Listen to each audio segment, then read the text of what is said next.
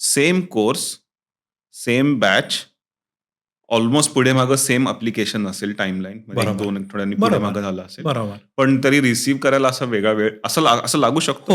हो. आणि आता तर ते भरपूर वेगळं झालेलं आहे. म्हणजे आता काय झालेलं आहे आणि when you are talking about 20 years, 10 years तेव्हा बॅक खूप वेगळी प्रोसेस पण प्रोसेस वेगळी असणार. होती, आता हां. वेगळी आहे.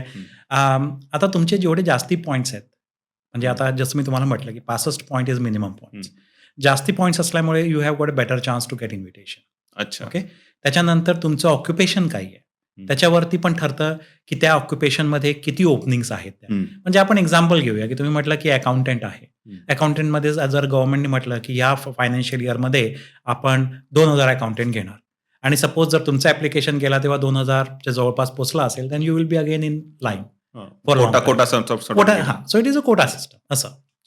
म्हणजे आमच्या वेळेला तसं नव्हतं. आमच्या वेळेला if you are eligible you बरोबर. Will get it. बरोबर, आता बरोबर. म्हणजे एलिजिबल नुसतं असून चालत नाही, नाही. नाही. आता आता ते तुम्हाला तो इन्व्हिटेशन जिथपर्यंत येत नाही, हो. तिथपर्यंत you are in a Q.